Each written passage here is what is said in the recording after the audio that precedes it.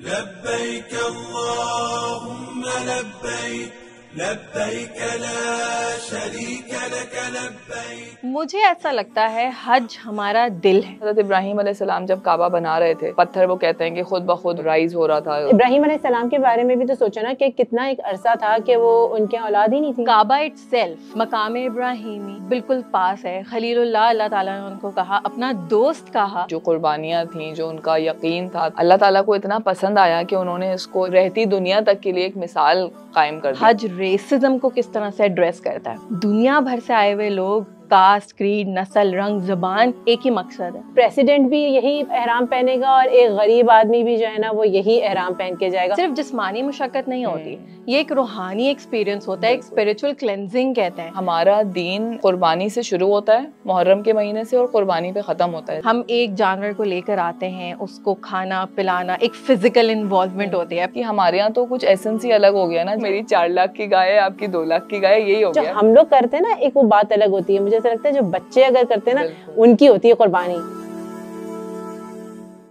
हज क्या है? मुझे ऐसा लगता है हज हमारा दिल है।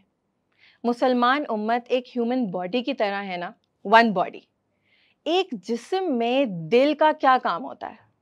पूरी बॉडी से डीऑक्सीजनेटेड ब्लड को अपने अंदर समा लेता है, उसको साफ करता है और फिर ऑक्सीजनेटेड ब्लड को पूरी बॉडी में पंप कर देता है। हज भी तो यही करता है। पूरी दुनिया से, कोने कोने से मुसलमान अपनी नेगेटिविटी लेके काबा आते हैं, हज करते हैं और अल्लाह का कुर्ब हासिल करके वापस चले जाते हैं। ऐसा ही है ना यमुना और फातिमा? बिल्कुल बिल्कुल, बहुत अच्छा बिल्कुल ही, बहुत तुमने अच्छा मेटाफोरिकली उसको फ्रेज किया ज़ैनब। एंड वाकई अगर हम देखें तो वाकई दिल ही है वो।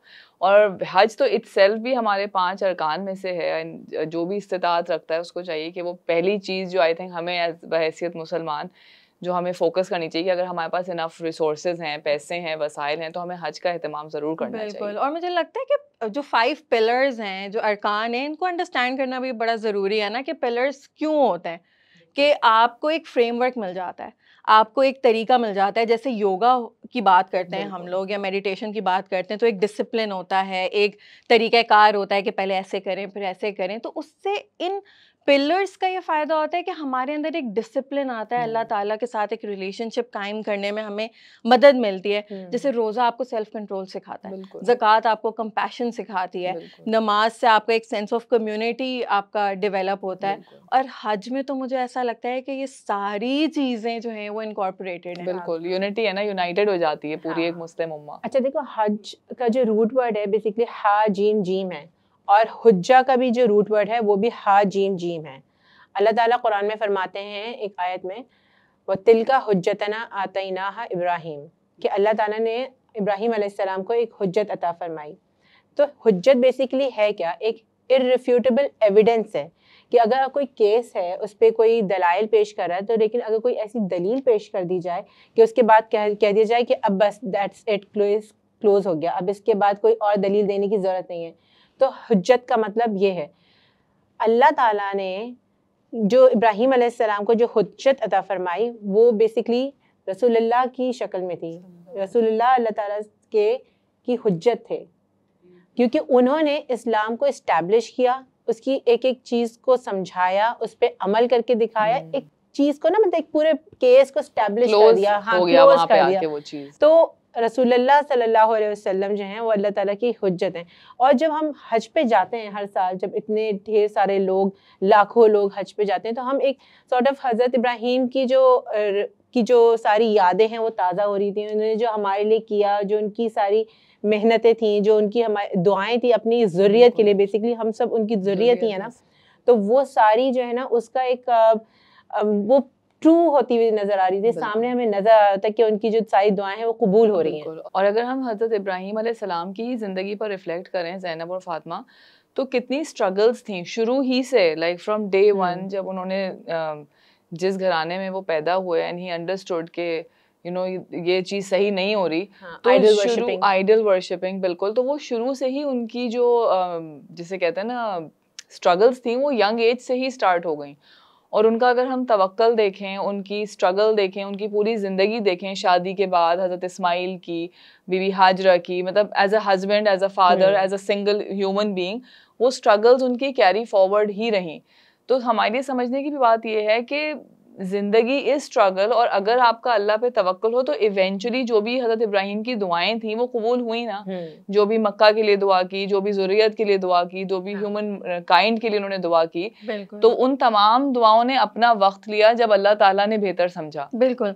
और हम हज़रत इब्राहीम अलैहिस्सलाम की एक तो स्ट्रगल थी, और फिर हज़रत इब्राहीम अलैहिस्सलाम को ऑनर किस तरह से किया अल्लाह ताला ने, उन यानी हमें ये लेसन मिलता है कि अल्लाह ताला हमारी स्ट्रगल्स को भी किस तरह से ऑनर करते हैं।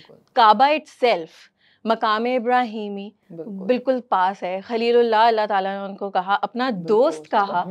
और हज़रत इब्राहीम अलैहिस्सलाम की जो प्रायोरिटी थी, यानी अल्लाह के हुक्म को पर्सनल डिज़ायर्स के ऊपर उन्होंने प्रायोरिटाइज़ किया। उन्होंने अपनी बीवी और बच्चे के साथ भी देखो रिलेशनशिप कैसा रखा, जैसे तुम कह रही है कि अल्लाह ताला पे इतना ट्रस्ट किया कि जब उन्होंने अपनी बीवी को और बच्चे को छोड़ के जा रहे हैं तो उनकी बीवी सिर्फ ये, उन्होंने बस ये पूछा कि अल्लाह ताला ने आपसे कहा है कि आप हमें छोड़ दें, तो उन्होंने जैसे ही उनको पता चला कि अल्लाह ताला की मर्जी से वो करें, तो उन्होंने भी आगे कुछ भी नहीं कहा। हम जैसे लोग होते तो कुछ ना कुछ कहते, लेकिन वो उनकी ट्रेनिंग इस तरह से थी ना, बीवी या बीवी दोनों की ट्रेनिंग इस तरह से थी कि उन्होंने आगे से कुछ भी नहीं कहा और वो चले गए, और उनकी जो वाइफ है अपने बच्चे के साथ वहीं रही। और फातिमा, सिर्फ हस्बैंड एंड वाइफ का नहीं, यही चीज़ हज़रत इस्माइल अलैहिस्सलाम में भी वही ट्रिकल डाउन हुई ना, कि जब उन्होंने वो तवक्कुल, वो रेजिलियंस और वो अक़ीदा जब अपने माँ बाप का देखा, तो वही इवेंचुअली उनकी औलाद में भी वही चीज़ आई ना, कि जब अल्लाह ताला ने उनको कुर्बान करने के लिए कहा तो ना हज़रत इब्राहीम अलैहिस्सलाम को कोई मसला हुआ और हज़रत इस्माइल भी तैयार थे।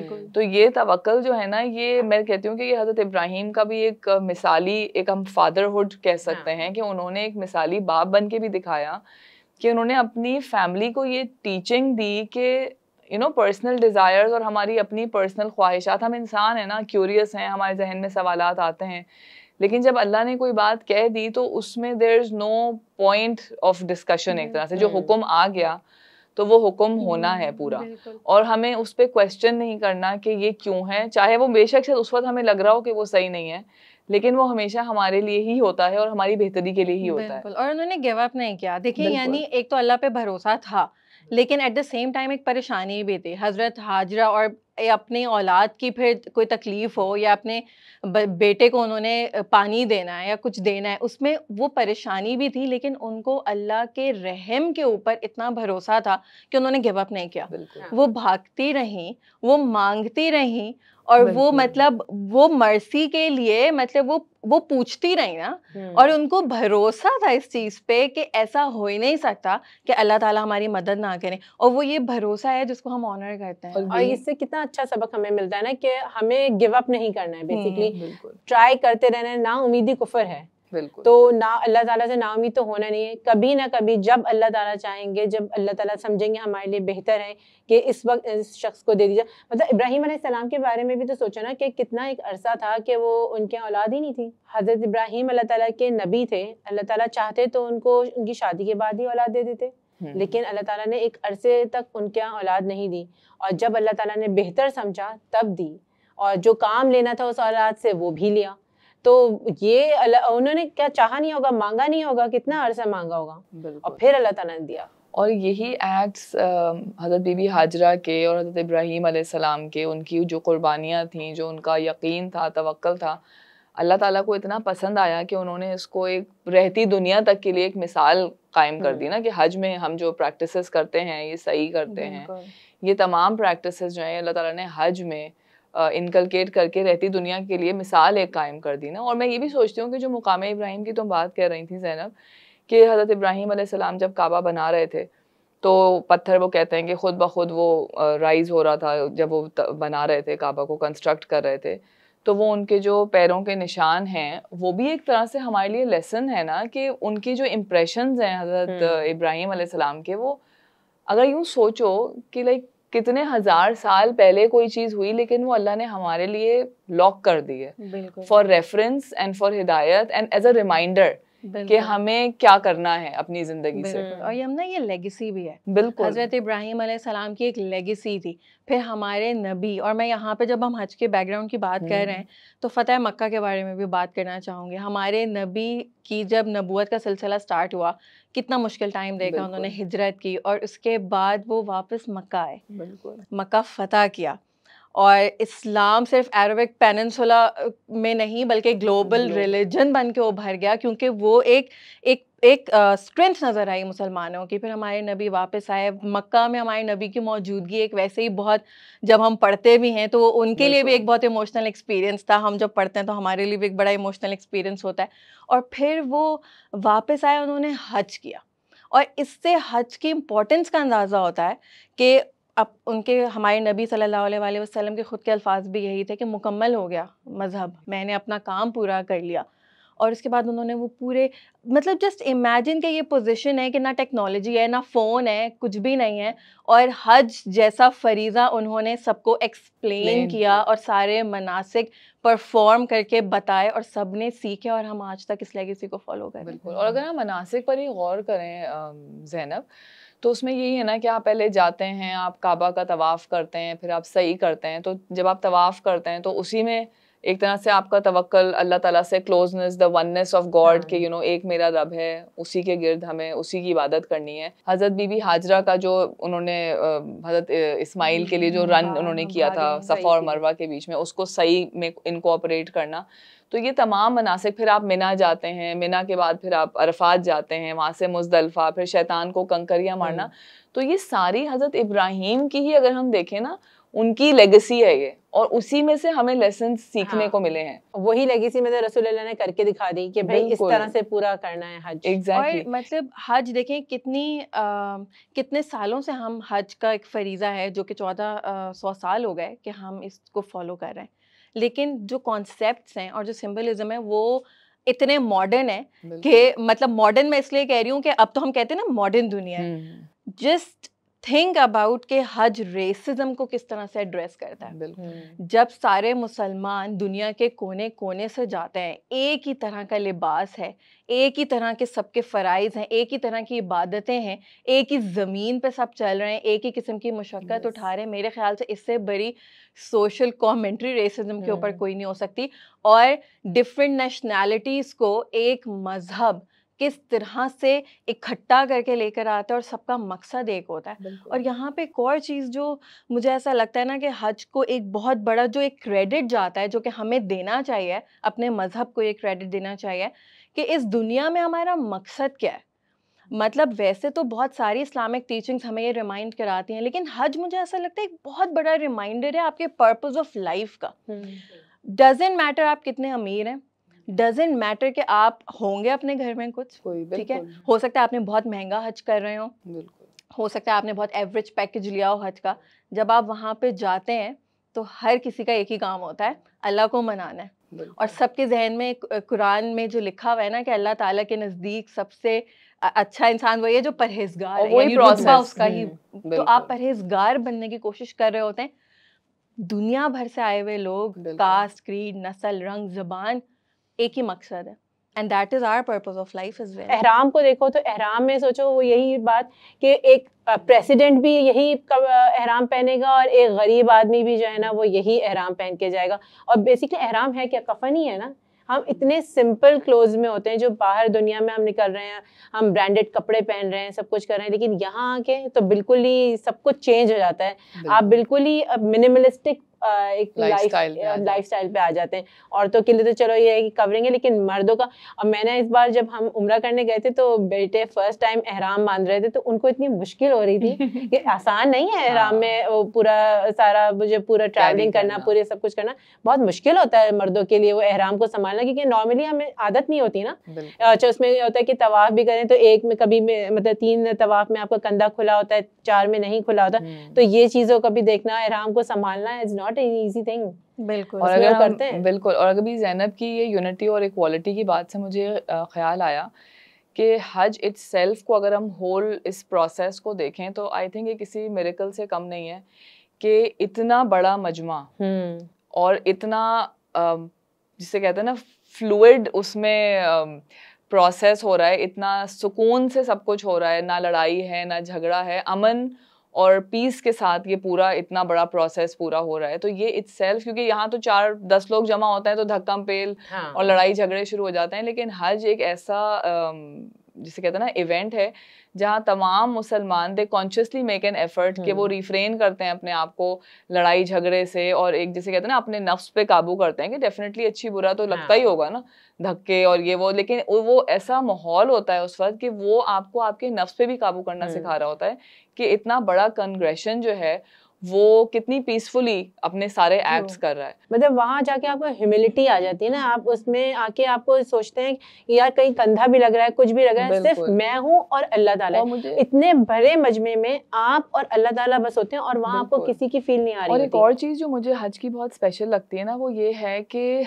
इतने kinds of people around the world से आ रहे होते हैं। इसके अलावा फ़िरक़ों और मसलक से लोग आ रहे होते हैं जो हज परफॉर्म कर रहे होते हैं, लेकिन सबका जो नमाज पढ़ने का जो एफर्ट है, जो जमात है, इट स्टेज।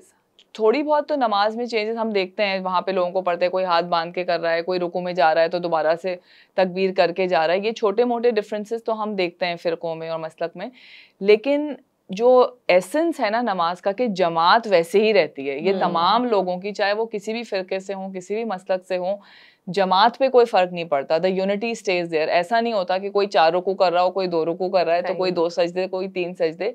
जो मेन एसेंस है ना यूनिटी का, ब्रदरहुड का, वो रहता है। और ये छोटे डिफरेंसेस फिर उस वक्त मैटर नहीं करते। और मुझे लगता है ज़ैनब कि हम हज में तो इन तमाम चीज़ों पे काबू पा लेते हैं, रिफ्रेन कर लेते हैं, लेकिन जब हम हज करके आते हैं या जब हम एक नॉर्मल लाइफ में आते हैं ना अपने, तो हम कितने इन मसलों पे ना बहस करते हैं कि वो यूं नमाज पढ़नी है तो ये इस तरह हाथ नहीं खड़े करो तो पाँव ऐसे करो। हम बिगर पर्पस पे फोकस नहीं करते और हम इन छोटे झगड़ों में पड़ जाते हैं। कोई हमें हल्का सा हाथ भी लगा दे तो हमें गुस्सा आ जाता है, लेकिन हज पे हम ये चीज़ रिफ्रेन कर लेते हैं। बिल्कुल, जो अभी हम एसेंस की बात कर रहे थे ना, तो इस वजह से ये एसेंस अंडरस्टैंड करना भी बहुत ज़रूरी है कि कोई वजह है कि अल्लाह ताला ने ये 5 पिलर्स जिसमें से हज भी है ये दिए थे ना, क्योंकि सिर्फ जिस्मानी मुशक्कत नहीं होती, ये एक रूहानी एक्सपीरियंस होता है, एक स्पिरिचुअल क्लेंजिंग कहते हैं। क्योंकि अब हम मनासिक को भी अगर देखें तो जैसे शैतान को कंकरियां जब मारते हैं तो मतलब अल्लाह ताला की क्या एक थिंकिंग है या अल्लाह ताला किस तरह से चीज़ें प्लान करते हैं, ये तो एक इंसान सोच ही नहीं सकता।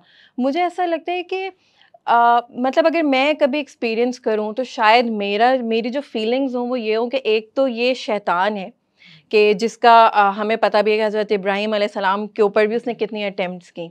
एक तो ये रिमेम्बरेंस है, एक तो वो मेमोरी है कि जिसको हम ऑनर कर रहे हैं।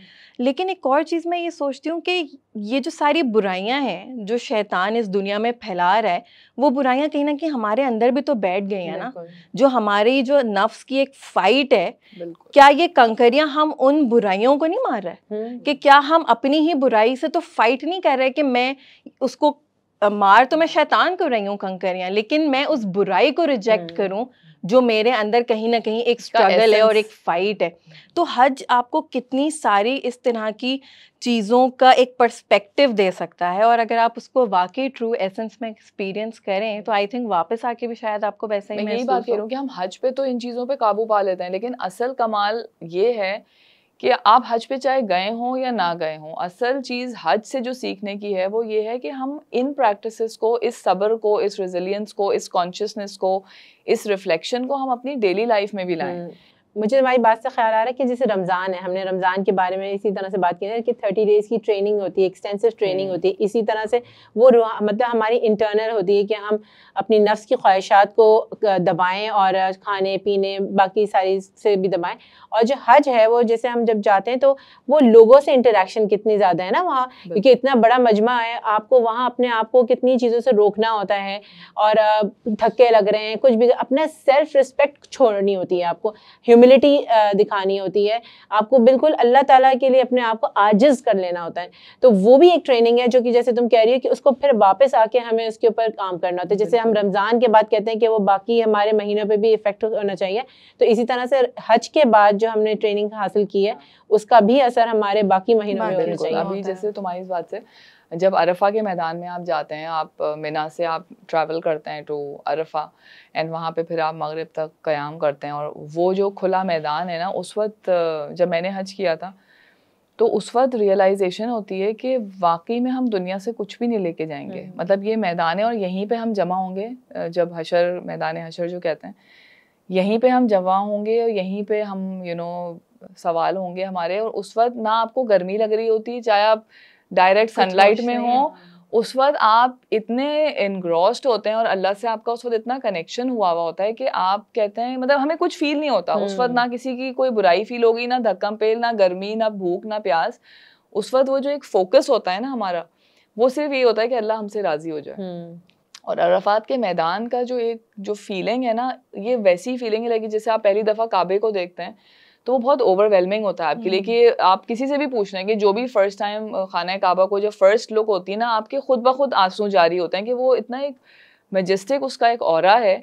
इसी तरह अरफात में भी है कि अरफात में आप इतने ह्यूमिलिटी के फेज़ में आ जाते हैं कि कपड़े भी सादे, पैरों में चप्पल, गर्मी, धूप, और आप बस खुले मैदान में अल्लाह से सिर्फ माफ़ी मांग रहे हैं। तो that gives you a reality check of कि हम कुछ भी नहीं है, नथिंग। क़यामत के दिन रीएनैक्टमेंट हो रही होती है क़यामत वाले दिन। क़यामत के दिन जैसे कहा जाता है ना, उस दिन कोई किसी के काम नहीं आएगा, ना माँ बच्चे के काम आएगी, ना बच्चे माँ बाप के काम आएंगे। तो बिल्कुल वही है ना कि अभी जैसे तुमने कहा कि इस वक्त हमारा बस ये होता है कि अल्लाह ताला हमसे राजी हो जाए, वहाँ बिल्कुल यही होगा, अल्लाह ताला हमें बस जन्नत मिल जाए और उस वक्त कोई किसी के काम नहीं आएगा, बस हमारा और अल्लाह ताला का कनेक्शन होगा। और ये बहुत ज़रूरी है फातिमा कि मुझे हज पे जाके ना ये चीज़ रियलाइज़ हुई कि जब आप मक्का मदीना जाते हैं तो वहाँ उनका माहौल ही ऐसा है कि आप दुनिया से बिल्कुल कट जाते हैं, आप बिल्कुल बेनियाज हो जाते हैं और आपको पता ही नहीं होता क्या पॉलिटिक्स, क्या स्कूल, क्या मुर्गी वाला, क्या डबल रोटी वाला, ये वाली मसले आपको ना पता नहीं कहीं आप लगता है छोड़ आए पीछे। और वो एक ऑरा उस जगह का, मक्का मदीना इटसेल्फ का ऐसा है कि नमाज के वक्त दुकानें भी बंद हो गई, एक उनका सिस्टम ही ऐसा है। मुझे लगता है कि हमें भी अपने, कहने को तो हम एक इस्लामिक कंट्री हैं, लेकिन जो हमारे प्रैक्टिसेस हैं ना, वो हमें दीन को समझने में हेल्प नहीं करती हमारी सराउंडिंग्स, या दीन को इम्प्लीमेंट करने में कि मक्का मदीना जाके हम वही चीज़ें बहुत आराम से कर रहे होते हैं। इट्स नॉट अबाउट कि मैं वहाँ रहती हूँ या नहीं रहती हूँ, उन्होंने अपनी जो लाइफस्टाइल है ना वो दीन के अराउंड बनाया है कि नमाज के बाद ऐसे ही लोग चले जाते हैं दुकानें छोड़ के। यहाँ हमारे यहाँ कोई इस तरह नमाज के लिए दुकानें खुली छोड़ के जाएगा? बहुत रेयरली जाएगा, भी तो किसी को बिठा के जाएगा, उसकी नमाज आया होगी। तो मैं ये कह रही हूँ कि वो चीज़ बहुत ज़रूरी है कि हम उस प्रैक्टिस को लाएं कि हमारे लिए दीन को इम्प्लीमेंट करना आसान हो। यार देखिए, मतलब हम एक ऐसी दुनिया में रहते हैं कि जहाँ पे अभी बहुत रिसेंटली जैसे ब्लैक लाइव्स मैटर का हैशटैग ट्रेंड कर रहा था, यानी हम लोग ये बातें बचपन से सुनते आ रहे हैं ना कि हमारे नबी ने ये मैसेज दिया था कि काले को गोरे पे और गोरे को काले पे नहीं है, और हमने इस चीज़ को एब्जॉर्ब तो कर लिया, लेकिन हमें शायद इसकी इम्पोर्टेंस का आइडिया नहीं हुआ कि ये हमारे नबी ने सल्लल्लाहु अलैहि वसल्लम एक ग्लोबल इशू को एड्रेस कर रहे थे और वो आज तक एग्जिस्ट करता है। मतलब इस्लाम की भी मैसेजिंग यही है कि आपने सिर्फ अपने बारे में नहीं सोचना, आपने सिर्फ ये नहीं देखना कि मेरे क्या मसले हैं, आपने सोशल एंड पॉलिटिकल इश्यूज के ऊपर भी बात करनी है, आपने जुल्म के ख़िलाफ़ आवाज़ उठानी है, ऑपरेशन एंड इनजस्टिस के ख़िलाफ़ आपने बात करनी है। हमारे नबी सल्लल्लाहु अलैहि वसल्लम ने सूद के बारे में बात की, ख़वातीन को आपने ट्रीट कैसा करना है, बीवियों के साथ कैसा मामला रखना है, मुसलमान आपस में भाई भाई हैं। ये क्यों कहा उन्होंने? इस वजह से कहा कि आपस में जुल्म ना करो, एक दूसरे की गर्दनों के बारे में जो उन्होंने कहा कि एक दूसरे की गर्दनें मत तंग करो, ये सारी बातें उन्होंने की। और अगर हम इसकी मतलब आप ये देखें कि अडेप्टेबिलिटी देखें और रिलेटेबिलिटी देखें इन सारे मैसेजेस की, आज हमारे सोशल एंड पॉलिटिकल सिचुएशन भी बहुत ज़्यादा अच्छी नहीं है हमारे मुल्क की, and just look at the relevance कि हमारे नबी ने हमें इतने काम की बातें बताई और इतनी सारी बातें उन्होंने एक साथ बताई कि ये तो तुम लोग मजबूती से पकड़ लो, ये तुम्हारे काम आएंगी। और ये गाइडेंस कर दिया सब कुछ एक साथ। नहीं, और दीन हमारा जो, अगर हम इस्लाम को देखें तो it's not just for Muslims, वो हुजूर को मेंशन ही अल्लाह ताला ने ऐसे किया है कि ये एक ह्यूमन रेस के लिए गाइडेंस की किताब है कुरान जो है, और जो हुजूर की टीचिंग्स हैं, जो इस्लाम की टीचिंग्स हैं, ये सिर्फ मुसलमानों पे लागू नहीं होती। और अगर आप देखें तो जितने भी प्रोग्रेसिव मुल्क हैं, जितनी भी डेवलप्ड कंट्रीज़ हैं, उनमें वो तमाम खुसूसियात हैं जो इस्लाम ने हमें करने को कहा है। हम शायद उस चीज़ को वैल्यू नहीं कर रहे, हम उन चीज़ों को इनकॉर्पोरेट नहीं कर रहे अपने दीन में, अपने लाइफस्टाइल्स में, अपने सिस्टम्स में, अपने जुडिशल लॉज में, अपने कॉन्स्टिट्यूशन में। हम उस चीज़ को लिख तो दिया है हमने, लेकिन उसका सही एसेंस और उसको एग्जीक्यूट जो है ना, वो वही कंट्रीज़ कर रही हैं जो तरक्की याफ्ता हैं। और वो इसलिए तरक्की याफ्ता हैं क्योंकि उन्होंने उसूल एंड जस्टिस एंड जो इस्लाम की जितनी टीचिंग्स हैं, अगर देखें तो वो सब इनकॉर्पोरेटेड हैं उनके अंदर। कि हमें इखलाकियात का मामला, लॉ एंड ऑर्डर का मामला देख लो, मतलब हर चीज को देख लो ना, ग्रजेस देख हमारे लो। नबी सल्लल्लाहु अलैहि वसल्लम ने आखिरी खुतबे के मौके पर ही यही बात इस्टेब्लिश करवाई कि आप पिछली बातों को माफ़ करें, बिल्कुल, और आप आगे मूव ऑन करें। और माफ़ी के बारे में उन्होंने एक मैसेज दिया कि भाई माफ़ करना बहुत अच्छी चीज़ है और मुश्किल ज़रूर है, take your time, but forgiveness is very important to move forward. Progress करने के लिए बहुत ज़रूरी है। देखो ना, मियाँ बीवी के मामलात हों, जायदाद के मामलात हों, इखलाकियात के मामलात हों, वालिदैन से सलूक, लेन देन, मतलब you name it and it's there. जिसे कहते हैं ना कि कोई, जिसे कहते हैं ना वाकई में दीन मुकम्मल, जो टीचिंग्स जो दुनिया में रहने की हैं वो मुकम्मल हो गई, और हुजूर ने इसी का जिक्र किया है। लेकिन इट्स जस्ट दैट हम उसको इम्पोर्टेंस नहीं देते। ऐसा लगता है कि रसूलुल्लाह सल्लल्लाहु अलैहि वसल्लम को आज के आने वाले वक्त के सारे मसाइल का पता था, तो उन्होंने हमें पहले से ही उनके बारे में बता दिया और उनका सोल्यूशन भी दिया, जो ऐसा सोल्यूशन जो कि कारआमद हो, और जो वही बात जैसे तुमने कहा कि जो इस्तेमाल कर रहे हैं, जो उसको अपनी इम्प्लीमेंट कर रहे हैं, उनके सामने आपके फ़ायदे हम भी देख रहे हैं उनके फ़ायदे, तो और हमारी गलती है कि हम उसको इम्प्लीमेंट नहीं कर पा रहे। खासतौर पे औरतों के बारे में जिस तरह से उन्होंने हज्जतुल विदा पे कहा था कि औरतों के साथ किस तरह से ट्रीटमेंट करो, मियाँ बीवी का ताल्लुक किस तरह से हो, अगर ऐसा हो तो हमारी तो फैमिलीज कितनी सुकून से एक फैमिली गुजरे। बिल्कुल, कुर्बानी और ईसार का जो जज्बा है ना, जैसे अपने से नीचे लोगों से आप अच्छे से सलूक पेश आए, जो भी आपके अंडर लोग हैं उनसे अच्छे से मामलात आपके हों। दूसरा है कि कुर्बानी, अगर हम हज के आखिरी उस पर आएँ, एलिमेंट पर, जो कुर्बानी है, तो that itself summarises the whole religion of Islam, कि हमारा दीन कुर्बानी से शुरू होता है मुहर्रम के महीने से, और कुर्बानी पे ख़त्म होता है ज़िलहज। अगर आप देखें, मुहर्रम भी सैक्रिफाइसेस थी ना, इसी तरह अगर आखिरी महीना देखें आप इस्लामिक कैलेंडर का, ज़िलहज, वो भी कुर्बानी है। तो हमारा दीन is all about giving, it's all about sacrifices. कुर्बानी से शुरू हुआ, कुर्बानी पे ख़त्म बिल्कुल। हुआ। और मुझे ऐसा लगता है कि जो ईद उल अज़हा का पूरा प्रोसेस है ना, मतलब मैं इसको इस तरह से खुद ऐसे समझती हूँ कि जैसे बचपन में ऐसा होता था ना, कोई टेस्ट होता था और आप याद कर रहे होते थे और आपसे याद नहीं हो रहा होता था, तो आप लिख के याद करना शुरू कर देते थे। और अब मैं सोचती हूँ उसके पीछे कितनी साइंस है कि वो आपकी मसल मेमोरी बन जाती है, कि जब मैं एग्जाम में जब दोबारा करूँगी तो क्योंकि वो मेरी मसल मेमोरी है, तो वो मुझे ज़्यादा याद आ जाएगी वो चीज़, और ज़्यादा अच्छे से मेरा ब्रेन उस चीज़ को एब्जॉर्ब कर लेगा, ना चाहते हुए भी, सबकॉन्शियसली भी वो मैसेज मेरे दिमाग में बैठ जाएगा। और मुझे ऐसा लगता है कि बहुत सारे अंबिया के हमारे पास स्टोरीज़ हैं। हज़रत इब्राहीम अलैहिस्सलाम की स्टोरी भी हम सुन सकते थे, यानी हमें बताई जा सकती थी, लेकिन ये पूरा एक प्रोसेस है। हम एक जानवर को लेकर आते हैं, उसको खाना पिलाना, एक फिजिकल इन्वॉल्वमेंट होती है, फिर कुछ टाइम तक वो आपके पास रहता है, आपकी एक इमोशनल इन्वॉल्वमेंट होती है, आप ज़ाहिर है, और इतनी क्यूट होती हैं, मतलब बकरों की और इनकी जो हरकतें होती हैं वो भी इतनी क्यूट होती हैं, आप इन्वॉल्व हो जाते हैं। उसके बाद ईद का दिन आता है, आप कुर्बानी करते हैं, वो गोश्त आता है, इतने सारे इमोशंस होते हैं, और फिर आप एकदम से सोचते हैं कि हज़रत इब्राहीम अलैहिस्सलाम तो अपने बेटे को कुर्बान करने के लिए जा रहे थे, और एक अटैचमेंट आपकी इस जानवर के साथ जिसको आपने कुछ दिन के लिए रखा, आपकी उनसे हो गई। इस पूरे प्रोसेस में आपके हाथ भी चल रहे हैं, आप डिफरेंट काम भी कर रहे हैं, आप मेंटली भी ऑक्यूपाइड हैं, ये हमारी मसल मेमोरी बन जाती है। मतलब जस्ट लुक एट दिस, जो इस्लाम की जो साइंस है ना, वो इतनी जबरदस्त है कि वो आपकी मसल मेमोरी बन जाती है और सबकॉन्शियसली वो मैसेज बैठ जाता है। बिल्कुल, जैसे इम्तिहान होता है ना, इम्तिहान के पहले पर्चे होते हैं, फिर आखिर में प्रैक्टिकल होता है ना तो ये वही है कि पूरा साल आप इबादत करें, पूरी आप जिसे कहते हैं ना अपने दीन को इम्प्लीमेंट, एंड देन फाइनल एक प्रैक्टिकल होता है कि यहाँ आपकी जिसे कहते हैं ना पूरी एक your teaching, your essence of what actually it means to you. और वही बात है ना, देखो जो अभी तुमने जानवरों की बात की, हमारे यहाँ तो कुछ एसेंस ही अलग हो गया ना, जानवरों में भी मुकाबलेबाजी शुरू हो गई है। बात तो तब है कि जब आप इन्वॉल्व हाँ, हो, ये वो सब हम एसेंस करें जो है ना वो कुछ चेंज हाँ। हो गया है। एसेंस ये जैसे होगा कि अल्लाह- मेरी 4 लाख की गाय है, आपकी 2 लाख की गाय है, यही हो गया। हाँ, बेसिकली होना ये क्या था कि अल्लाह ताला का कुर्ब हासिल करने के लिए कुर्बानी देनी थी ना। हम कोई अच्छी चीज हासिल करने के लिए कुर्बानी देते हैं, लेकिन अब जो बिल्कुल मामा जो है ना हमारा चेंज हो गया। जैसे तुम ये कह रही हो कि हम सिर्फ पैसों के लिए, अपनी एक विकार के दिखावा। लिए, एक दिखावे के लिए इसलिए कुर्बानी दे रहे हैं, लेकिन वैसे तो क्या था, अल्लाह का कुर्ब हासिल करने के लिए थी ना कुर्बानी तो। बिल्कुल।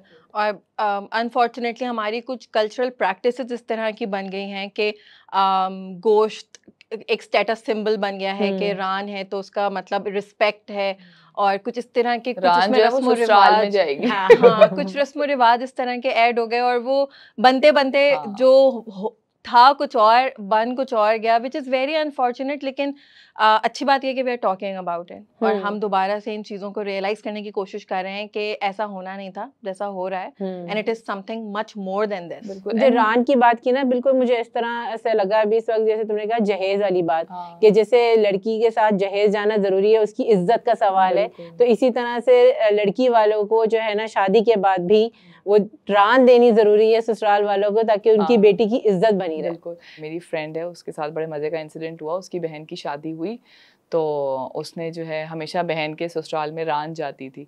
तो हुआ कुछ ऐसे कि अच्छा वो अगर ये उस दिन मुझे भी उसकी स्टोरी की वजह से मुझे भी ये पता चली कि रान एक अलग चीज़ होती है और दस्ती एक अलग चीज़ होती है। हमें तो दोनों टांगे लगती है। तो शी सेड कि अम्मी ने कहा बेटे रान निकाल दो, बहन के यहाँ जाना है। अच्छा, रान निकाल दी, वो ले गए वहाँ और दे दी वहाँ। अब वापस आ गए मिला के। अब बहन का थोड़ी देर बाद फोन आया, आप लोग क्या दस्ती लाए थे या रान लाए थे? तो उन्होंने कहा कि नहीं बेटे तुम्हें तो रान दी थी। तो उन्होंने अब रान जब अपने डीप फ्रीजर में चेक की तो रान तो वहीं रखी हुई थी।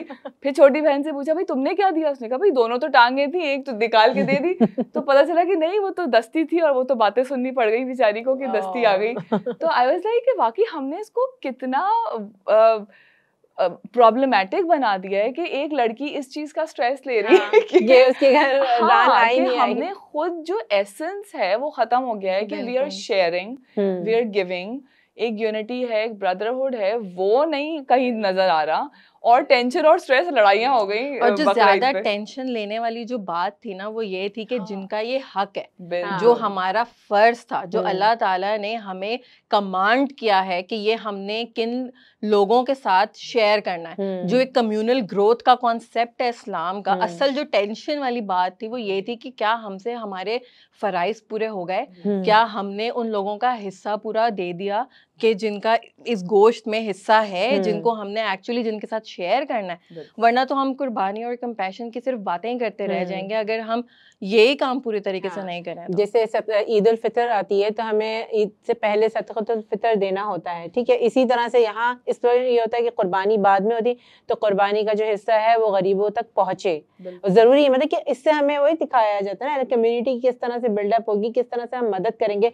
ज़कात का यही कॉन्सेप्ट है कि हम किस तरह से एक दूसरे के साथ मतलब रिस्पेक्ट भी दें और उनकी हेल्प करें ताकि we all grow together. And Fatima यहाँ पे तो हमने जो बात की ना कि और ज़ैनब ने कि हम गरीबों का हक दें, और उन जिनके लिए हम ये कर रहे हैं सैक्रिफाइसेस, शेयरिंग एंड केयरिंग वाला जो पर्सपेक्टिव है, तो ये भी मैं देखती हूँ कि एक घर में गाय भी हो रही है, बकरे भी हो रहे हैं, दुम्बे भी हो रहे हैं, सब हो रहे हैं, लेकिन जब डिस्ट्रीब्यूशन की बात आती है ना, आई have seen it my self. भाई अच्छा वाला गोश्त अलग कर दो, बोंग वोंग अलग कर दो, रान का गोश्त है, ये फला का गोश्त है, जो बेस्ट वाला है वो आपने अपने लिए रख लिया दावतों के लिए, और ये जो हड्डी भरा गोश्त है ये डिस्ट्रीब्यूट कर दो, ये दे दो सारा। तो जो एसेंस है कुर्बानी का या जो ईसार का जज्बा, भाई आप तो पूरा साल खा सकते हो ना, आप तो ये अफोर्ड कर सकते हो, आपको तो मिल जाएगा। और चलो आप पूरा साल अफोर्ड नहीं भी कर सकते, लेकिन आप उन लोगों से तो बेहतर है ना जिनके लिए आप डिस्ट्रीब्यूशन कर रहे हैं, उनसे तो बेहतर ही हो ना आप। तो how can you keep the best one for your self, और जो बचा कुचा ज़रा सी जिसमें बोटियाँ लगी हैं, मेजर पार्ट हड्डी है, वो आप कह रहे हैं डिस्ट्रीब्यूट कर दो, तो वो कहाँ गया कुर्बानी का जज्बा, वो कहाँ गया वो एसेंस, जो वजह जिस वजह से अल्लाह ताला ये पूरा प्रोसेस करवा रहे हैं कि यूनिटी क्रिएट हो, एम्पैथी क्रिएट हो, ख्याल क्रिएट हो, मोहब्बत क्रिएट हो, शेयरिंग का जज्बा क्रिएट हो, एक जिसे कहते हैं ना ब्रदरहुड का एलिमेंट, वो कहाँ गया? वो तो फिर इसका मतलब आप सेल्फिश है ना, आप अपना ही सोच रहे हैं। बिल्कुल वही है, जैसे कि इस्लाम की जो मैसेजिंग है वो भी यही है ना कि आपने सिर्फ अपने बारे में नहीं सोचना, आपने एक तो कम्युनिटी के बारे में सोचना है, फिर आपने उम्मत के बारे में सोचना है, आपने सबको साथ लेके चलना है। बल्कि इस्लाम तो कहता है कि आपने तो ग्लोबली बिल्कुल। चीज़ों को हाँ। साथ लेके चलना है। और मैं मतलब ये सोचें कि इस्लाम की जो हमारी तालीमात हैं वो छोटी से छोटी और बड़ी से बड़ी ज़िंदगी के जो एस्पेक्ट्स हैं ना, उनके ऊपर इस्लाम हमें गाइड करता है। जस्ट इमेजिन कि एक मज़हब आपको ये भी सिखा रहा है कि एनिमल राइट्स क्या हैं।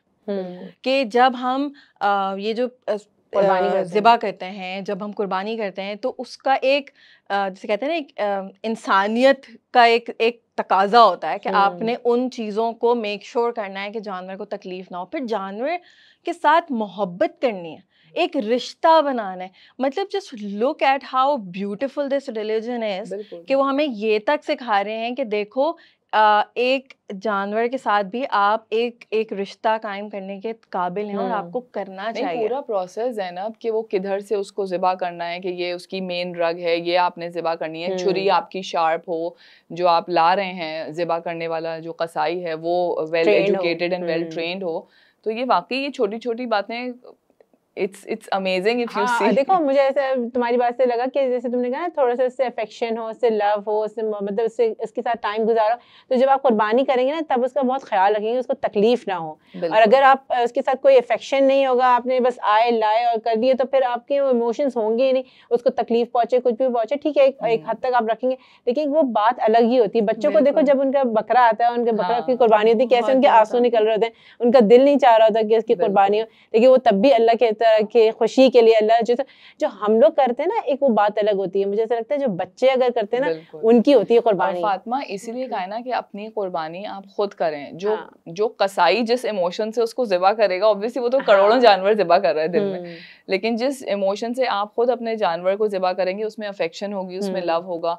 ख़वातीन को भी इनकरेज करना चाहिए, ऑल्दो डर लगता है, हम लोग इस तरह के नहीं हैं, लेकिन ख़वातीन को भी जिसे कहते हैं ना कुर्बानी में हिस्सा लेना चाहिए कि अगर आपने आपके नाम की कुर्बानी है तो एटलीस्ट आप छुरी को हाथ लगा लें। ऑब्वियसली अब हम इतने ट्रेंड तो है नहीं आजकल के दौर में। This can be the first step ना, कि जो अभी हम बात कर रहे थे कि जब अल्लाह का हुक्म है तो फिर करना है, तो ये हमारा फर्स्ट स्टेप हो सकता है। जैसे कि मैंने कभी नहीं किया, लेकिन अब तुम्हारी बात सुन के मैं ये जरूर सोच रही हूँ कि मैं ऐसा करूँ। मेरी अम्मी ने डेफिनेटली किया है, ये मुझे पता है, लेकिन मैंने कभी हिम्मत नहीं की। मैं कह तो रही हूँ, लेकिन मुझे तो देखा भी नहीं जाता। तो मेरा फर्स्ट स्टेप तो होगा कि एटलीस्ट मैं देख लूँ अपने जानवर को कुर्बान होते हुए। जानवर अपने घर लेके आ रहे थे तो अक्सर देखा होगा जब वो सुजुकी से उतरता है तो उस वक्त बहुत ख्याल रखना चाहिए कि जब उतरे तो उसको चोट ना लगे, क्योंकि ज़्यादातर ऐसा होता है खींचा जाता है उसको, और वो सुजुकी ऊंची होती है तो वो आने में उसको ऐसा ना हो कि कभी कभी गिर भी जाते हैं। कुछ लोग तुमने वीडियोस देखी होंगी, वो पूरी साल छत पे जो है बांधते हैं और फिर उसके बाद वो क्रेन आती है, जो खासतौर पे बिल्डिंग्स में होता है, फ्लैट्स में होता है,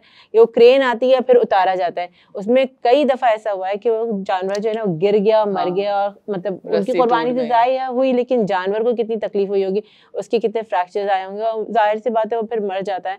तो इस चीज़ का ख्याल रखना चाहिए। उसको क्या ज़रूरत है छत पे बांधने की, उसको नीचे ही रख लें, बाद में ले आएँ, जैसा भी है।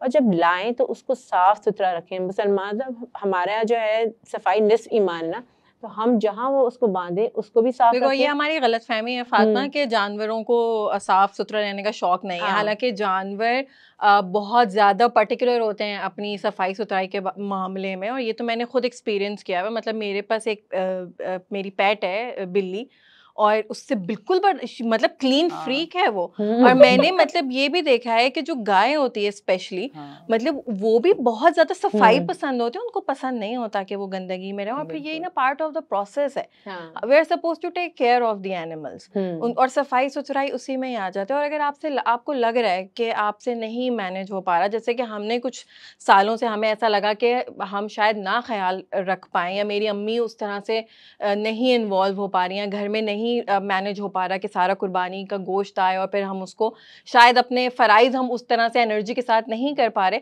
तो कुछ सालों से हमारे घर में यही प्रैक्टिस है कि हम पूरा जो जानवर है वो किसी मतलब कोई ऑर्गेनाइजेशंस हैं इस तरह की, जो कि वो आपका पूरा गोश्त उसको डिस्ट्रीब्यूट भी करते हैं, आपको बताते हैं कि किन किन को जा रहा है, यानी आपके फ़राइज़ भी पूरे हो रहे हैं, आपके बिहाफ पे गोश्त डिस्ट्रीब्यूट भी हो रहा है। वो वाला मसला भी नहीं है कि घर में फ्रीज कर रहे हैं और बिलावजा में चीज़ें स्टोर हो रही हैं। हमारे घर में मतलब अब कुछ सालों से यानी इस तरह से होता है कि हम लोग महसूस कर पा रहे होते हैं एसेंस को, कि डिस्ट्रीब्यूशन हो गई, फ़राइज़ अंजाम हो गए, घर में बिल्कुल गोश्त नहीं आता, मतलब नॉर्मल जैसे एक नॉर्मल होता है ना कि थोड़ा बहुत 1-1.5 हफ्ते तक गोश्त आया एंड देन मतलब वो वाइंड अप हो गया। सफाई अगर आपसे नहीं मैनेज हो पा रही, क्योंकि सीधी सी बात है जो कम्युनिटी लेवल के ऊपर सफाई चाहिए होती है वो नहीं होती, और हम लोग नहीं उस तरह से सड़कों पे या रोडों पे हम नहीं वो रिस्पॉन्सिबिलिटी ले पाते। So this has really worked out for us, और मतलब ये भी एक तरीका है ना, व्हाई नॉट। एंड ज़ैनब तुम्हारी इसी बात से मुझे ख्याल आया कि जो जैसे अब तुम you were conscious enough to understand कि तुम लोग ये इतनी चीज़ हैंडल नहीं कर पा रहे हो, तो तुम किसी ऑर्गेनाइजेशन की हेल्प ले रहे हो। लोग गेट्स के आगे कुर्बानी की और वहीं आलाइशें सारी फेंक के चले गए, वहीं खून जमा हुआ है, दे डोंट इवन बॉदर कि उसको पानी दे के आप बहा दें या साफ कर दें या कहीं उसको चैनल आउट कर दें। तो कुर्बानी के बाद का भी प्रोसेस है जो लोग भूल जाते हैं, बस कुर्बानी तक याद रखते हैं, गोश्त खाया पिया, बारबेक्यू किया, चलो भैया वो एक पड़ी हुई आलाइशें कहीं ओजड़ियाँ। तो ये भी हमें एज कॉन्शियस सिटीजन्स इस बात का ख्याल रखना चाहिए कि कहीं भी अल्लाह ताला ने ऐसे नहीं कहा कि आप कुर्बानी करके एक मैस मचा के उठ के चले जाएं। सफाई निस्फ ईमान है, तो इसके बाद भी आपको ख्याल रखना है। ज़्यादा खून का होता है, जो खून जम जाता है ना बाद में और फिर वो इतनी स्मेल आ रही होती है, लोग उसका इंतजार करते हैं कि वो केएमसी वाले आएंगे तो वो चूना डालेंगे तो सफाई होगी। भाई आपका क्या काम है, आप वहाँ एक बाल्टी अगर पानी डाल देंगे तो वो स्मेल खत्म हो जाएगी, वो गंदगी वहाँ की खत्म हो जाएगी, मक्खियाँ कितनी हो जाती हैं। And on the other hand I have seen people who actually take charge and they take the responsibility कि बाकायदा वो मट्टी मंगवा के उसके ऊपर मट्टी डाल के, ऐसे भी लोग हैं, मतलब we have all kinds of people। लेकिन मैं कह रही हूँ कि ऐसे लोग बहुत कम हैं जो वाकई में ये रिस्पांसिबिलिटी लें कि एक चीज़ की है तो उसको फुल एंड फाइनल तमीज़ के अंदाज में ख़त्म करके उसको रैप अप करें। और ये बहुत ज़रूरी भी है, क्योंकि देखिए बीइंग मुस्लिम ये हमारी जिम्मेदारी है कि हम किसी भी तरह से एक दूसरे मुसलमान को तकलीफ ना पहुंचाएं, चाहे हमारा पड़ोसी है।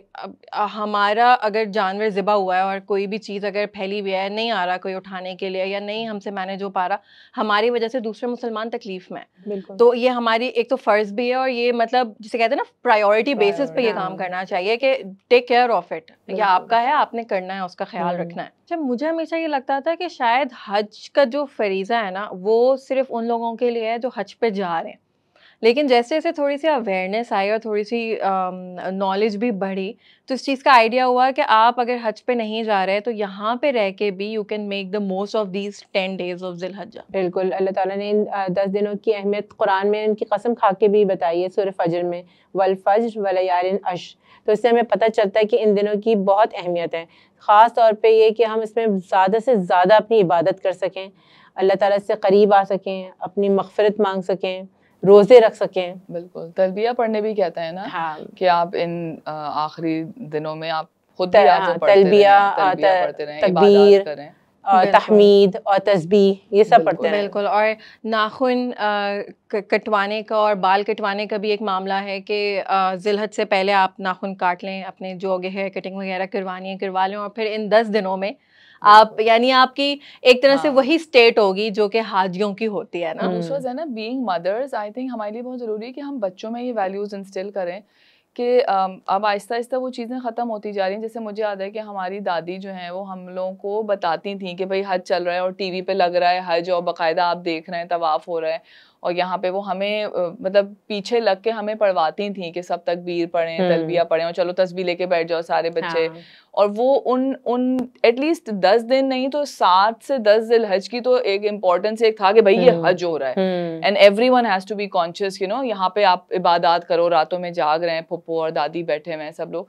तो I think as conscious parents हमें भी, क्योंकि अब इंटरनेट का ऐसा दौर है कि बच्चे बहुत इजीली डिस्ट्रैक्ट हो जाते हैं, उनके पास दूसरी और बहुत एंटरटेनमेंट है कि वो why would they be interested in हज। इन इबादतों से ना आपको पता नहीं होता कि कब आपके दिल में एक नरमी पैदा हो। जैसे मेरे हस्बैंड शेव करते थे पहले, तो इन्हीं जब ज़िलहज के ये जो 10 दिन होते हैं तो इसमें जैसे शेव नहीं करते तो बियर्ड आ जाती है, नाखून वगैरह नहीं कटवाते, तो एक दफ़ा इन्हीं दिनों में जब शेव उन्होंने कहा कि 10 दिन हो गए अब शेव करूँगा मैं, तो उन्होंने खुद ही डिसाइड किया कि यार नहीं, मैं नहीं कर रहा, अब मैं बियर्ड रखूंगा। मतलब आपको नहीं पता होता कि अल्लाह ताला ने ये जो इबादतें दी हैं करने के लिए, तो आपके अंदर एक वार्मथ पैदा हो जाती है इन चीज़ों के लिए। यू नेवर नो कि आप बच्चों को बताते रहें, तस्बीह पढ़ने को कहें, नमाजें पढ़ा दें, एटलीस्ट इन दिनों में तो हज की अहमियत।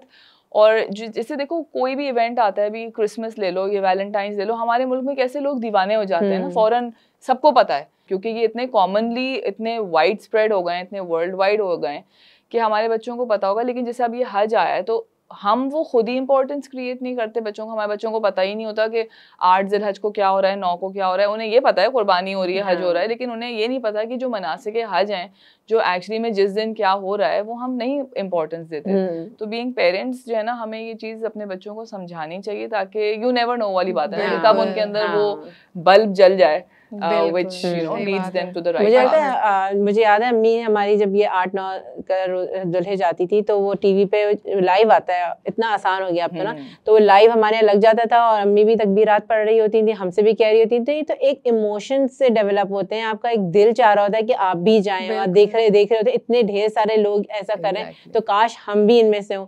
तो दिल जब नरम होता है तो एक ना एक दिन फिर आप भी अपना फैसला कर लेते हैं जाने का। और बिल्कुल हज की जो तलबी है, जब आप सुनते हैं तो एक ना मतलब गूज बम्प से होना शुरू हो जाता है और एक ना जोश सा आना शुरू हो जाता है और आपका दिल चाहना शुरू हो जाता है कि मैंने भी पढ़नी है जोर जोर से। मतलब एकदम से ना अंदर से बहुत इमोशंस बहुत ज़्यादा आना शुरू हो जाते हैं। और जब आप तकबीर पढ़ते हैं ना तो उसमें आपको तकबीर बेसिकली ये है कि अल्लाह की बड़ाई बयान कर रहे होते हैं।